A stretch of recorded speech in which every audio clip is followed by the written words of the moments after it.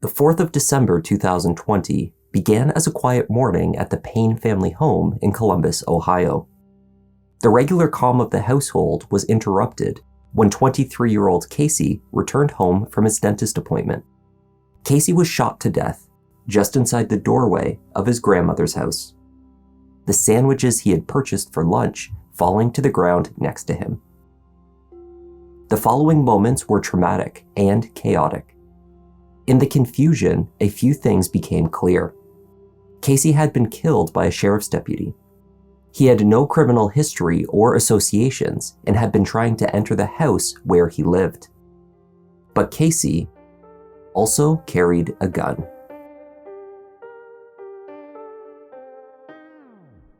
Hi there, I'm Kevin and welcome to Just Thought Lounge. Today we're tackling a case years in the making. It's a controversial one, and it's easy to see why. This is a story about perception. Depending on how you view the events, you'll come to very different conclusions. Let's take a look.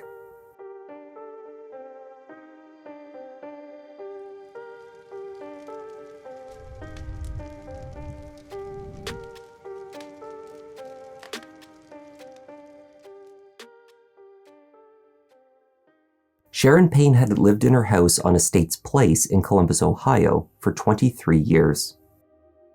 By December 2020, she had retired from decades working in customer service at a local bank. Sharon was a widow, but the house that she and her husband had purchased so many years ago was now full of the family that they had built together. On the morning of December 4th, her daughter Tamala dropped her 5-year-old son at the house before going to work. He was unwell and unable to attend school that day. Sharon was also caring for her 10-year-old granddaughter and 4-year-old great-granddaughter that morning. As it approached noon, she prepared bowls of oatmeal for the children, bringing 2 of the little ones to her room at the back of the house. The youngest, 4-year-old Leah, sat at the kitchen table.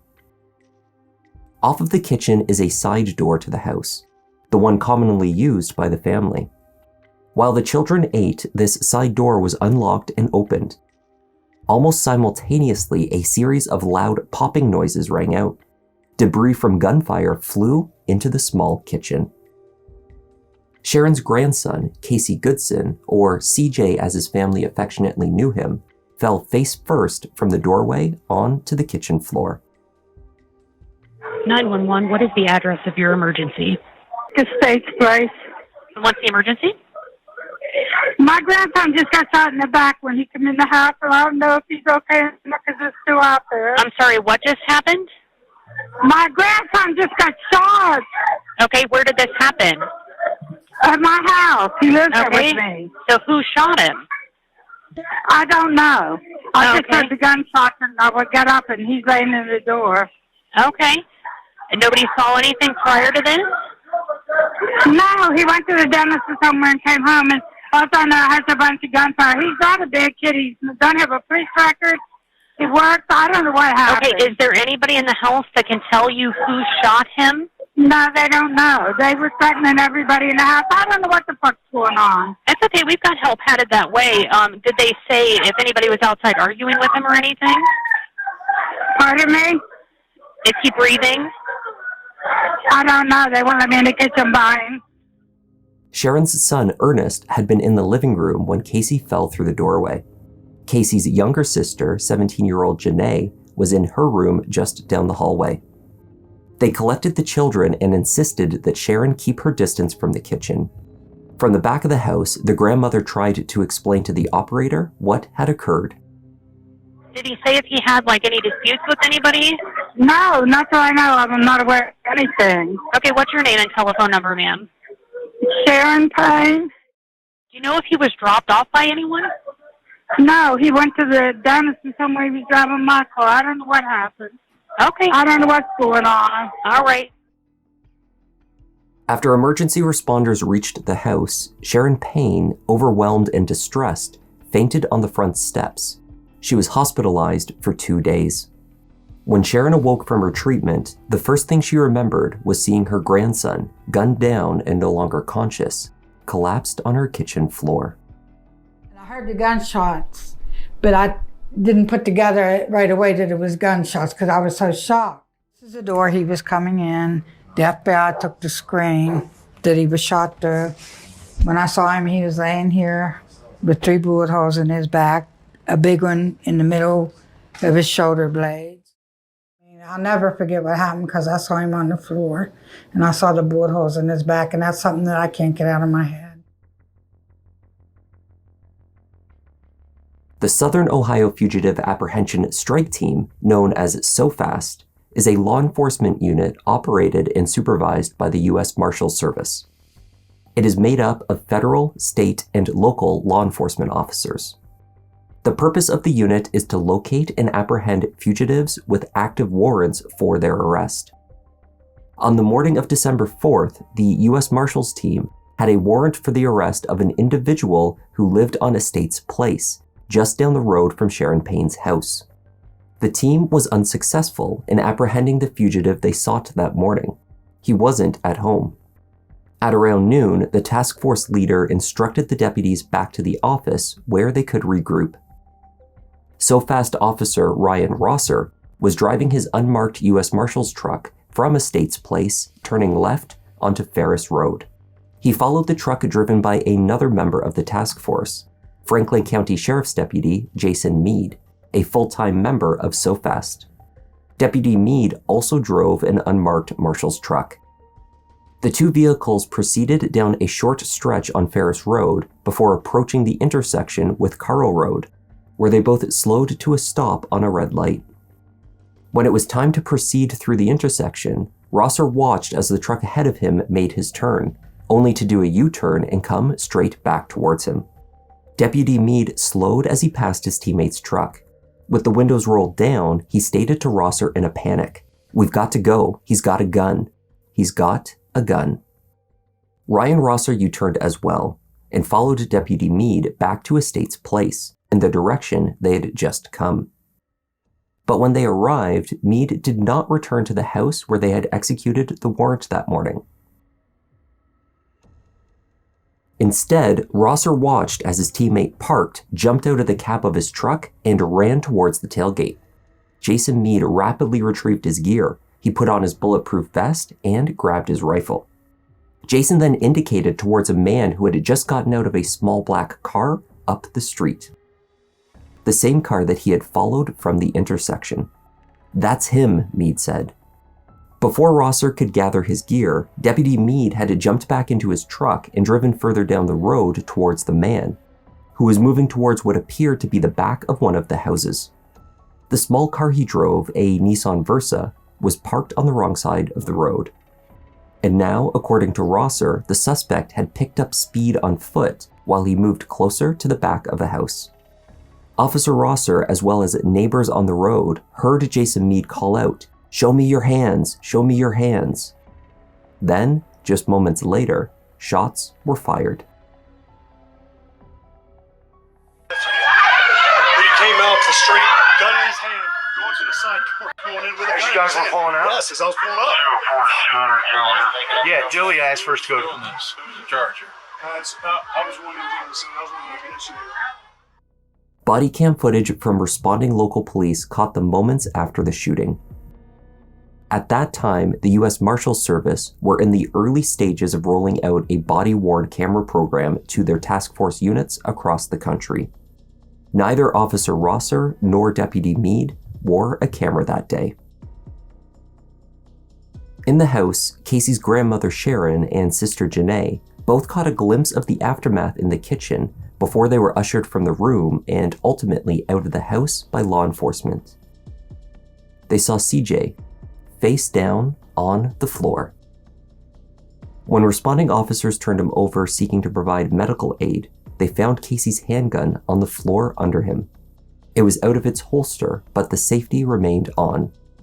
CJ owned the gun legally, and he had a concealed carry permit. Next to Casey was a bag of Subway sandwiches, collected on his trip home from the dentist. In his ears were an AirPod headset, borrowed from his younger sister. In the main door were his set of keys. The secondary external storm door with a glass and metal mesh covering the top half had been shattered. 3 gunshot holes were made through this external door. There were 6 shell casings located next to the gate leading to the side door. It was from this location that Jason Meade had fired his rifle. The deputy, having his weapon set to automatic, had pulled the trigger only once, but that had the effect of firing 6 bullets. All of these had found their target. CJ sustained 6 gunshot wounds, 5 to the torso and 1 in the buttocks. All 6 entered from the back. Casey had not been facing Jason Meade when the deputy fired. The shots had been fatal. Despite U.S. Marshals rendering aid rapidly, it was too late. An investigation into the shooting was launched.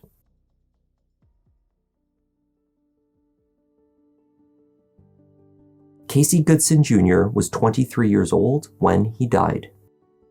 After graduating from high school, CJ studied and obtained his commercial driving license.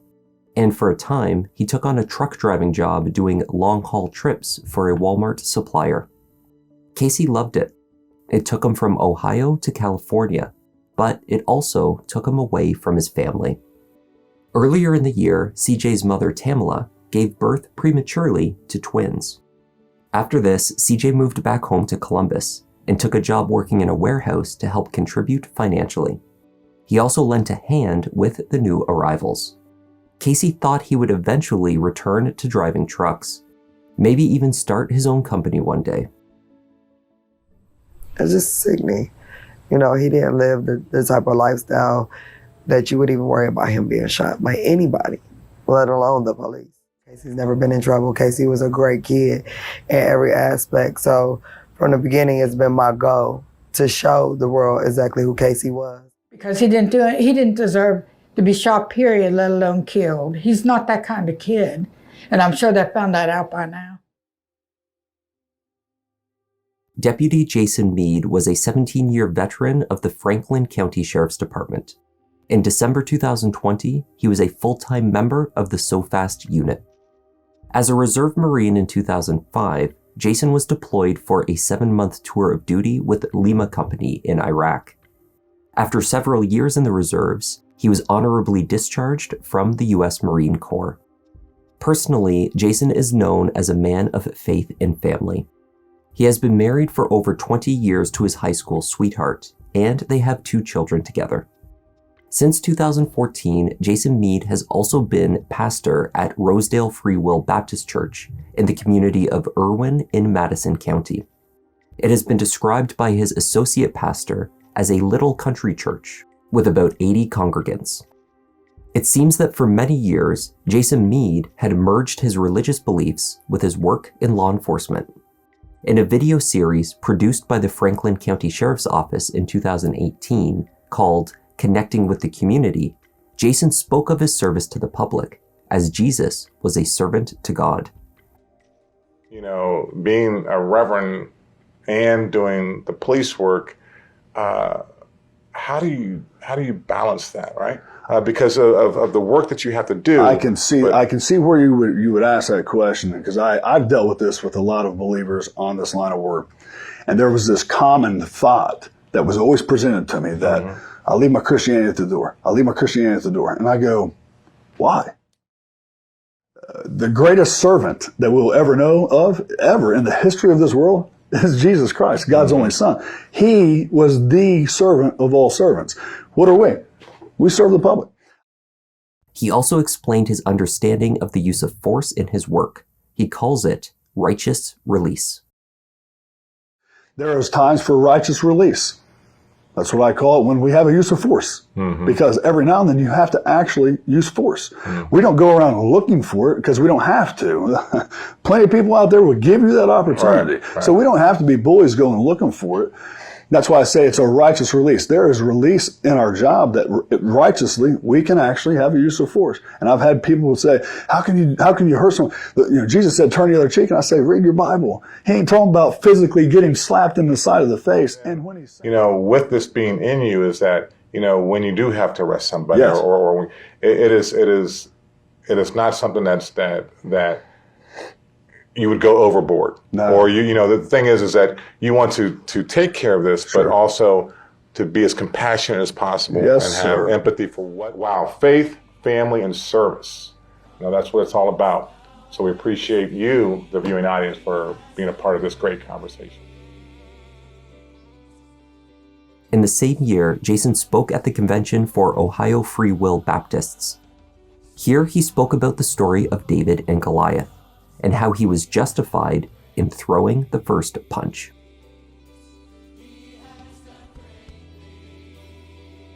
You know what David did? He threw the first punch. He threw the first punch, didn't he? All this to throw the first punch. You say, what? I don't know. Let me tell you something.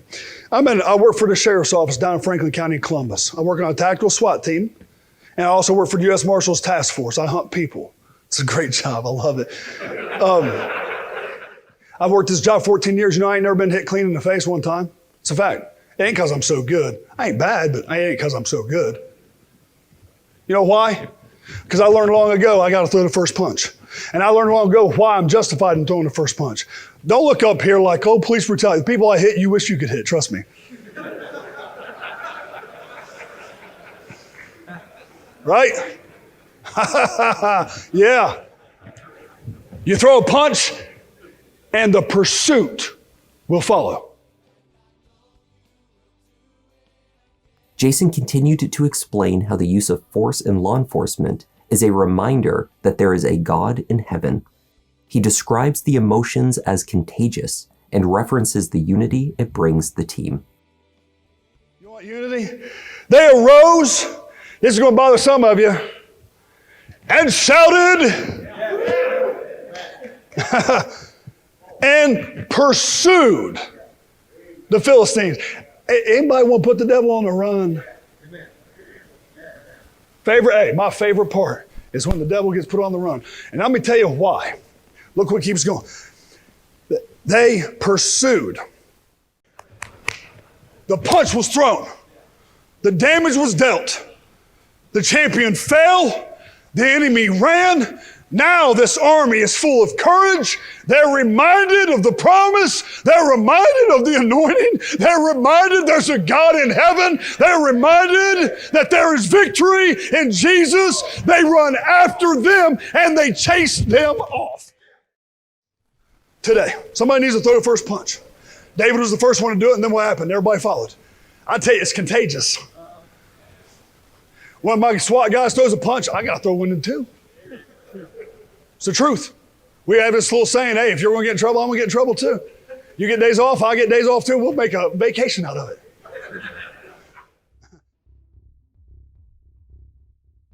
On June 13th, 2018, shortly before the video was posted by the sheriff's office, Deputy Meade was among 7 officers who fired their weapons during a standoff in Pike County that ended with 2 men dead. In that case, Deputy Meade was part of a SWAT team called in to execute a warrant for a 44-year-old man named David Arthur. David was wanted for drug possession and was thought to be armed. He was located at his friend's home, a man named Barry Leith in Pike County. A negotiator tried unsuccessfully to lure David from the home for hours. Eventually, the Franklin County SWAT team was called in. They used a hydraulic ram attached to one of 2 Bearcat armored vehicles to begin tearing holes in the house. The team spent 2 hours ramming the building an estimated 20 times before finally, seeing no movement inside, decided to enter. The suspect was found on the living room floor, sitting with his back against the sofa. The deputies said that he appeared uninjured. Those in the room all stated that he had raised his gun towards them.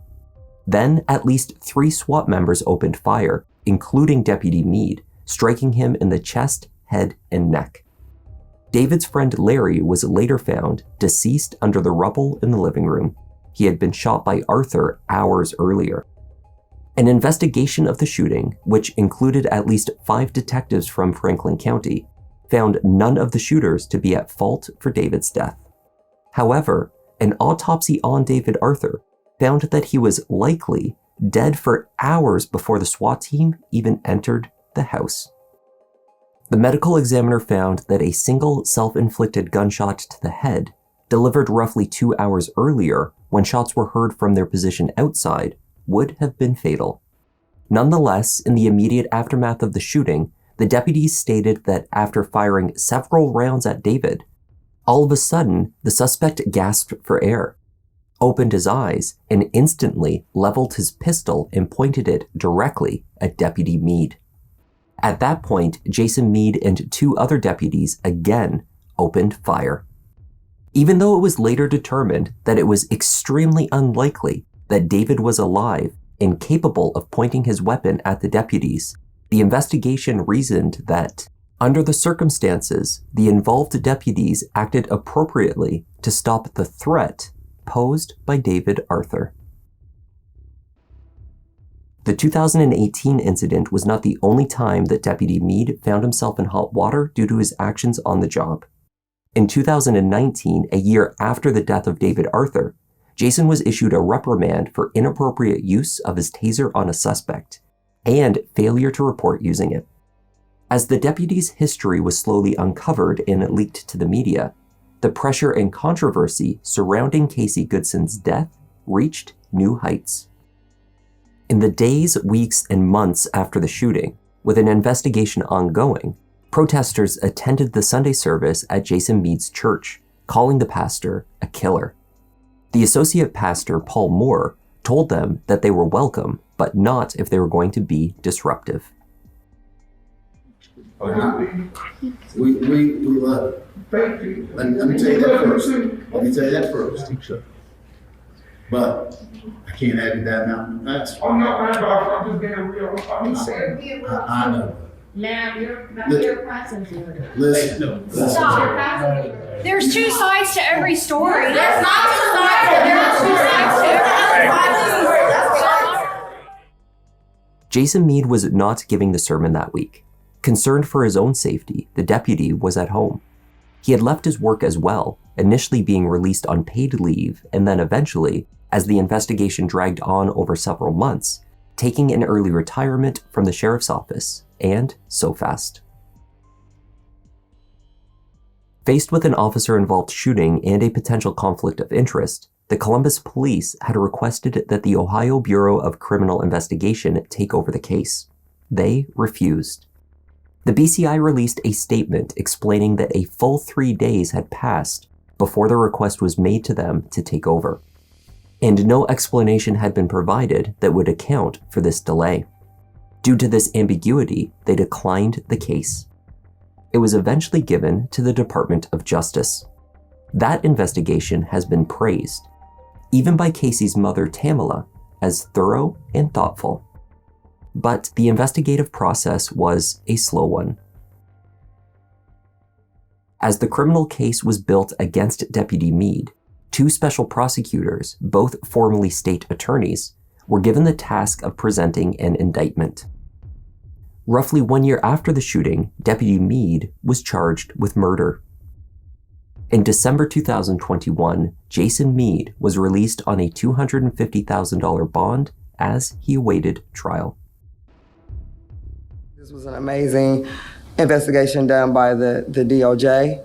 This was hours spent in. Jason Meade will be held accountable, and Casey's death and that accountability will lead to justice for others.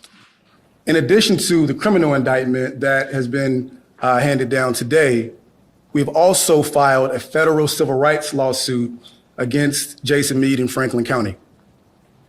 Obviously, we know what Jason Meade's liability is here. He was an individual that targeted, pursued, and shot and killed Casey from behind walking into his own home. But Franklin County is also liable for Jason Meade's actions.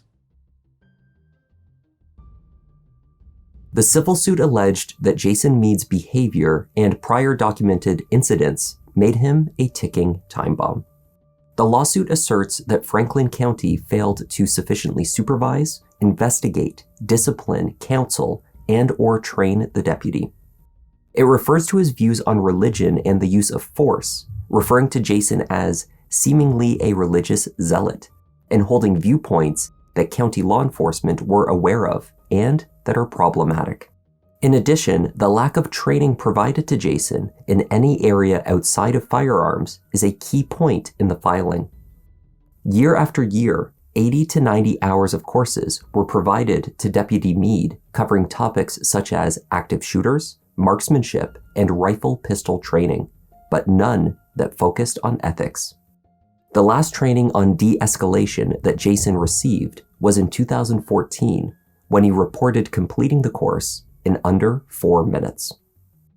Another course listed as a full-day program stretching from 8 a.m. to 4 p.m., entitled Victims with Special Needs, was completed online in 1 minute and 16 seconds. Jason Meade could not be deposed for the civil suit until after the criminal trial. Nonetheless, Jason's version of events and the basis of his defense emerged through his lawyer. The deputy said that he witnessed C.J. Goodman aiming his gun towards another car on the road as the 23-year-old waited to take a left through the intersection at Ferris and Carl Road on December 4th. Then, after making his turn, C.J. pointed his gun directly at Deputy Meade as their vehicles passed each other. Performing a U-turn, the deputy pursued Casey back to his house. Once parked on the wrong side of the road, Casey ran from Meade towards the back of a house. At the threshold of the door and with his back still turned, Jason said that he raised his gun at the deputy once more. Upon seeing that threat, he fired. And as he was heading back to their headquarters, witnessed a young man waving a gun at an intersection. The gun was tracking people that were coming across that individual's direction. Saw the young man get out of the car. He had a plastic bag in his left hand and he had the gun in his right hand. The young man turned and looked at Jason Meade. At that point in time, 2 other U.S. Marshals task force pulled up. Jason indicated, that's the guy, that's the guy. At that point in time, the gentleman, Mr. Goodson, turned and the gun was pointed to my client. My client jumped to the left and fired at Mr. Goodson. It's a proper use of force, and he had to make a split-second decision, and based on the non-compliance and based on the gun pointing back to him, he thought that there was no other option. He had to use lethal force. Jason Meade stood trial in early 2024. He faced 2 counts of murder and 1 of reckless homicide. In a case where an officer's use of force is questionable, the law says that jurors are only meant to evaluate what that officer knew or could have reasonably believed in making their decision to act. This effectively means that the reality of the situation, whether Casey Goodson intended to evade arrest, shoot another driver, or fire his gun at the deputy, is second to what Jason Meade perceived was likely at the time. On December 4th, 2020, a person was seen waving a firearm in a Nissan Versa. He pointed that same firearm at Jason Meade, an on-duty police officer, while Jason was in his unmarked vehicle. Jason has a duty to investigate this type of behavior. This man has a weapon, he ran away from him, and he's trying to get into a house. He's screaming, "Drop the weapon, drop the weapon." The gunman never drops the weapon. Instead, as that gunman is trying to get into this house, he turns and points a weapon at Jason, and in that split second, Jason believes he's going to be shot because he sees the gun point at him for a second time, and Jason shoots. Sharon Payne told the jury that Casey often carried his handgun with him. He held it in a holster in the front of his waistband. This was an uncomfortable location when driving, she assumed, and so she observed that when Casey drove her anywhere, he would remove the gun and place it in the front center console of the car. Jason's defense team presented a photo of CJ, posed with his handgun, pointing it at the camera. It was taken in the driver's seat of the Nissan Versa. Jason Meade took the stand to tell his version of events that day. Jason had previously signed a statement which alleged that CJ had tracked another vehicle through the intersection with a gun, pointing it at the car while he waited to make his turn. Once confronted with the video, which showed Casey making a continuous left turn without pausing, the deputy altered this testimony. He said instead that CJ was pointing the gun around erratically, He pointed it at another vehicle after completing his turn. As soon as I pulled up to the intersection, it's a red light, and I happened to look to the right, and I seen a vehicle approaching from the north. It was a dark-colored, what looked like maybe a hatchback. And as it was approaching, what caught my eye as I saw movement in the window as it was approaching. As it got closer, I realized somebody's, the occupant who's driving the car got a gun in his hand. And How did you describe, ladies and gentlemen, for what you said movement? What movement do you remember seeing? I saw a movement almost like it was pumping, like this, toward the front to the windshield. What did you do? I aired on the radio immediately to my team on the U.S. Marshals channel exactly what I had seen. Tell the ladies and gentlemen what you remember saying. Words to the effect of, "Hey guys, I'm at the intersection here at Carl and Ferris, and I've got a guy waving a gun." Is it a criminal offense to be waving a gun and pointing it at somebody? Yes. Why are you going to pursue him? Because I don't know what his intentions are at this point. He just pointed a gun at me. I have no idea where he came from or what he's going to, and it's my lawful duty to investigate. In terms of a threat, is a person with a gun waving it and pointing a threat? Yes, it is. Is it something that you're obligated to, that you have to go forward and investigate? Yes, it is. When he got out of the car, I saw him get out of the car. He had a plastic bag in one hand, and I believe it was in his left hand, and then in his right hand, he still had the gun. Did he see you? Yes. Were you facing him? Yeah, so I'm facing him in between my truck and Rosser's truck, and I had already got my vest on, and I actually point and I say, "Hey, there he is." And through the discourse, I said, "The guy with the gun, and he has the gun in his hand right now." He saw me, and he turned and he took off the other direction, running from us. You took off? Yeah. Okay. What does that mean to you at that point in time? What goes through your mind based on your training and experience, Jason? That the suspect is trying to flee and elude police officers. Lost sight of him. So by the time I jump in the truck, because I grabbed my rifle, which was in the back seat, I grabbed my rifle and pulled the sling over my head, and I jumped into the driver's seat of the truck, closed the door, and I took off. By that time, I'd already lost sight of him, and all I saw was him. I lost sight of him because I saw him duck in behind a house. Behind the house?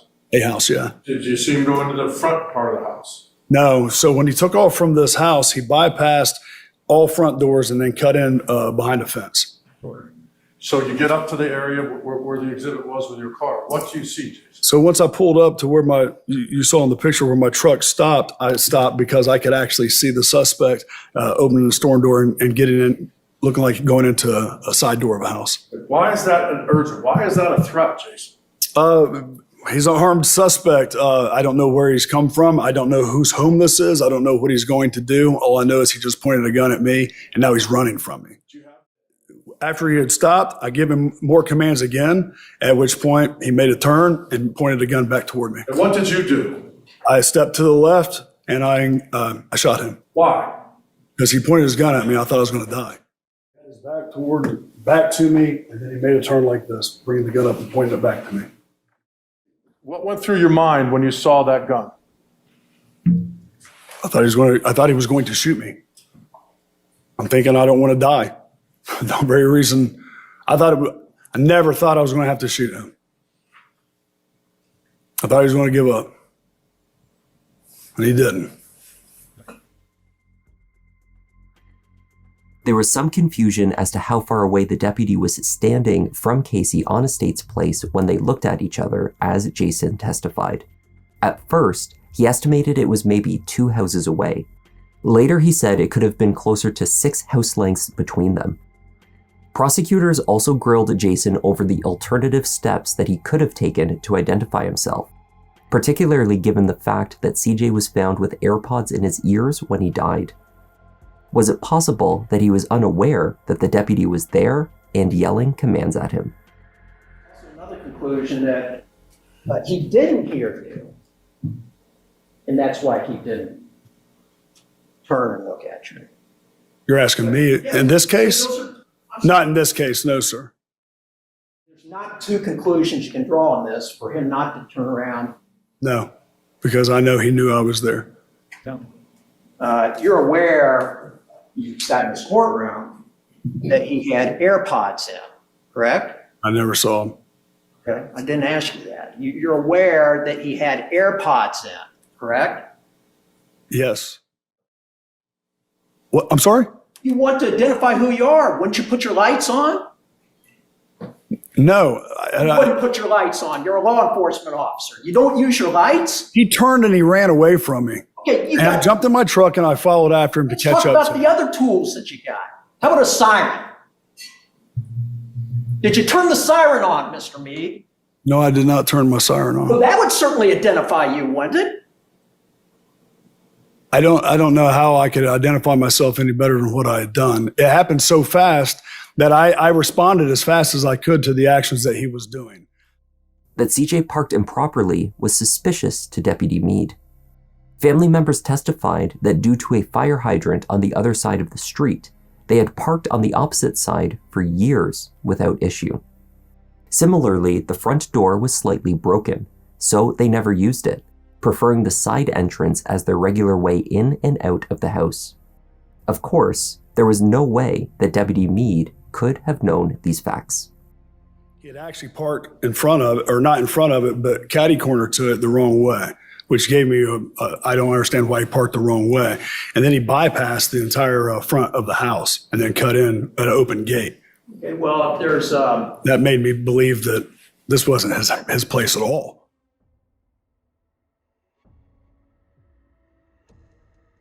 After both the state and the defense closed their case, the trial had an unusual development. The prosecution asked to call upon a newly discovered surprise witness. This witness, a man named Christopher Korn, worked in heating and cooling. He was watching the coverage of the trial at home on the local news when he realized that the video of the intersection showed his van. On December 4th, the HVAC employee was on his lunch break between jobs. He recalled the events of the day clearly. In the video of the U.S. Marshal's trucks approaching the intersection, a white work van drives past Estates Place, where Officer Ryan Rosser waited to pull out. The van then takes a position behind Jason Meade's truck when they reach the red light. Rosser then makes his turn and is directly behind Christopher in the white van. Christopher's position in that left turning lane, as well as the height of his van, gave him a view directly into CJ's car at the exact time that the deputy alleged that he was aiming his gun around at traffic. Christopher took the stand for the prosecution. He testified that the only thing that concerned him about passing Casey Goodson on the road that day was his driving. He did not see a gun. So I was sitting at the intersection of Carl and Ferris. I noticed a car come around the corner, and the person was driving a little erratic, and what appeared to be dancing in his car and singing with music. I just noticed the driver moving around pretty erratic, and at one point in time, he took both hands off the wheel and was dancing and moving, and he looked like he was going to come into my vehicle. How well could you see his hands? Pretty good. Could you see anything in his hands at all? No, nothing at all.